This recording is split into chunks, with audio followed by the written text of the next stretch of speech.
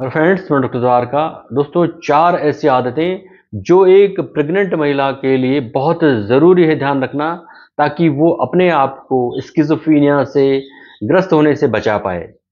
दोस्तों, स्किज़ोफ्रेनिया एक गंभीर मानसिक विकार है और इस मानसिक विकार में पेशेंट में डिल्यूजन्स देखा जाता है, हैलुसिनेशंस के सिम्पटम्स होते हैं, इनसाइट की कमी हो जाती है, दूसरों पर ब्लेम करने की आदत वो हो जाती है और बहुत सारे और सुनने से, देखने से संबंधित उसमें हैलुसिनेशंस होते हैं। तो ये बड़ी क्रिटिकल एक मेंटल प्रॉब्लम है और अगर महिला गर्भवती है और वो कुछ खास चीज़ों का ध्यान नहीं रखती तो स्थिति उनके लिए संवेदनशील हो सकती है। तो जिन महिलाओं को गर्भावस्था से पहले किसी तरह की स्ट्रेस, एंजाइटी या डिप्रेशन की स्थिति रही है और उन्होंने दवा मेडिसिन्स ली है इनके लिए, तो उन्हें तो और भी ध्यान रखना बेहद ज़रूरी है, क्योंकि ये स्थिति उनके लिए एक ट्रिगर बन सकती है। तो गर्भावस्था के दौरान, क्योंकि महिलाओं की और दवाइयाँ चलती हैं गर्भावस्था के लिए, ज़रूरी दवाइयाँ चलती हैं, तो इस दौरान उनको ध्यान रखना ज़रूरी है, क्योंकि कुछ दवाइयाँ बिना डॉक्टर की, बिना चिकित्सक की परमिट के या परमिशन के या उनकी सलाह के नहीं लेनी चाहिए। ऐसे लोगों को, जो कि गर्भवती महिलाएँ हैं, उनको बहुत ध्यान रखना ज़रूरी है, क्योंकि गर्भावस्था के दौरान महिलाओं के शरीर में कई तरह के चेंजेज़ होते हैं, हार्मोनल चेंजेज़ होते हैं, हार्मोन्स की मात्रा कम-ज़्यादा होती है। इस कारण गर्भावस्था में जो दवा खाई जाती है उसका भी कई बार अलग-अलग तरह का इफ़ेक्ट्स आ सकता है।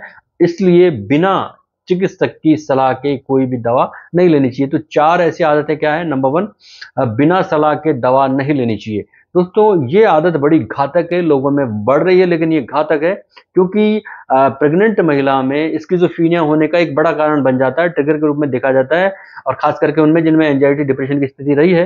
तो इसका असर उसका न केवल उस महिला पे पड़ता है, बल्कि उसके होने वाले बच्चे पर भी पड़ सकता है।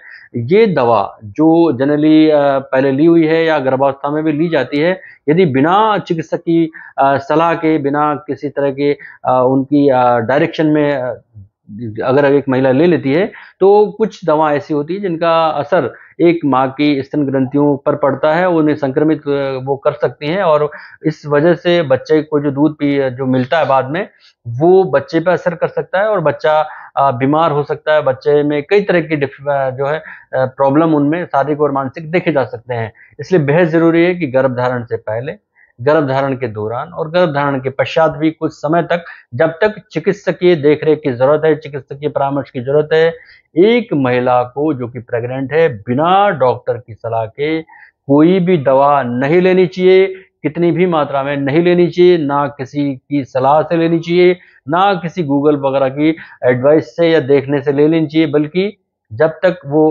पूरी कोशिश हो वो डॉक्टर की सलाह से ही ले, अन्यथा न ले। नंबर 2, इस एक गर्भवती महिला को तनाव से बचना बेहद ज़रूरी है। ये अपने आप में एक ट्रिगर हो सकता है, क्योंकि ये जो तनाव है, स्ट्रेस है, अगर ये लगातार रहता है तो महिला में बहुत सारे हैलुसिनेशन, डिल्यूजन्स की स्थितियाँ पैदा हो जाती है, जो कि स्किज़ोफ्रेनिया का कारण बन सकती है।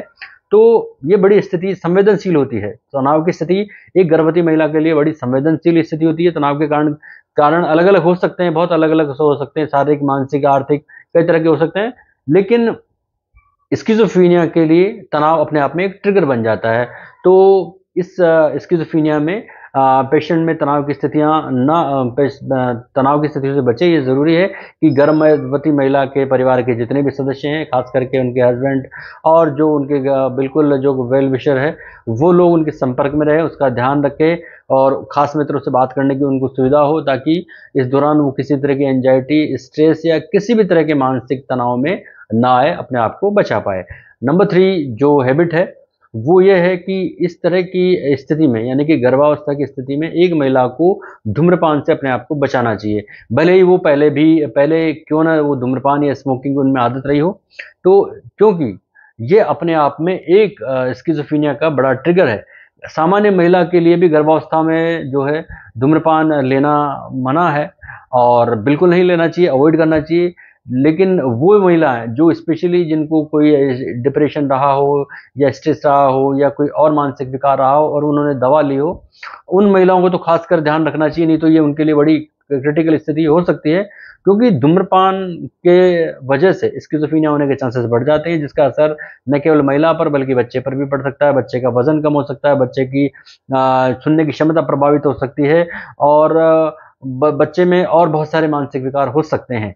नंबर 4 पे जो हम हैबिट की बात करेंगे वो है कि इस स्थिति में जब महिला प्रेग्नेंट है तो परिवार के सभी सदस्यों का या जो उसके खास नियरेस्ट हैं उनका सहयोग होना बेहद ज़रूरी है। किसी भी तरह के मानसिक विकार से ग्रसित महिला को हो या ना हो, एक सिंपल महिला, एक जो किसी भी तरह के विकार से ग्रसित नहीं रही हो, उस महिला के लिए भी ये बहुत ज़रूरी है कि उसके करीबी, उसके पारिवारिक मित्र उसके सहयोग करें, मानसिक तनाव उसका कम करें।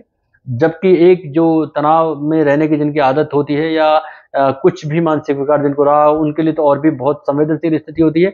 तो ऐसी स्थिति में महिला के साथ उनके हस्बैंड का सपोर्ट होना ज़रूरी है, जो कि उनको मेंटल और इमोशनल सपोर्ट दे, एंड उसके घर के जितने भी सदस्य हैं वो उनको ध्यान दे, और खास करके महिला के जो करीबी हैं जिनसे महिला को बात करके अच्छा लगता है, उनका सहयोग होना बेहद बेहद ज़रूरी है। ऐसी स्थिति में उनको न केवल मेंटल सपोर्ट मिले, इमोशनल सपोर्ट मिले, बल्कि उनको चिकित्सकीय परामर्श की देख-रेख में उनको दवाइयाँ दी जाए और उनको पोषण प्रॉपर मिलता रहे, ताकि इस तरह की स्थिति से वो अपने आप को बचा पाए और किसी भी तरह की तनाव और परेशानी से एक महिला अपने आप को सेफ रख पाए, ताकि उसमें स्किज़ोफ्रेनिया होने से वो अपने आप को बचा पाए, अपने बच्चे को बचा पाए और इस तरह की बीमारी से, इस तरह के मानसिक विकार से स्वयं को सुरक्षित रखे। मेरा ये वीडियो दोस्तों आज का यहीं तक था। ये 4 ट्रिगर मैंने बताए हैं। नंबर 1, बिना सलाह दवा नहीं लेनी चाहिए। नंबर 2, तनाव से अपने आप को एक गर्भवती महिला को बचाना चाहिए। नंबर 3, धूम्रपान से ज़रूरी है एक गर्भवती महिला को बचाना। नंबर 4, परिवार का सहयोग बेहद ज़रूरी है, क्योंकि ये चारों चीज़ें अगर इम्बैलेंस होती है तो महिला में स्किज़ोफ्रेनिया के सिम्पटम देखे जा सकते हैं, जिसका प्रभाव न केवल महिला पर बल्कि उसके बच्चे पर भी पड़ सकता है। तो मेरा ये वीडियो आज तक यहीं तक था। ये वीडियो कैसा लगा आप कमेंट करके बताइए। एंड दोस्तों, आप अगर किसी महिला को स्किज़ोफ्रेनिया है तो वो कमेंट करके बता सकती है। किसी व्यक्ति को अगर इस तरह की प्रॉब्लम रही है तो वो भी कमेंट करके अपनी राय या कोई प्रॉब्लम शेयर कर सकते हैं, ताकि मैं उसमें अपनी एडवाइस ऐड कर सकूं। बहुत सारे क्वेश्चंस इस तरह के आते हैं, तो मैंने पहले भी बहुत सारे वीडियो इस तरह की दिशा निर्देश के लिए मैंने बनाए थे, और अगर आपको कोई जानकारी चाहिए तो आप ज़रूर कमेंट करें। मेरा ये वीडियो यहीं तक था। धन्यवाद, नमस्कार।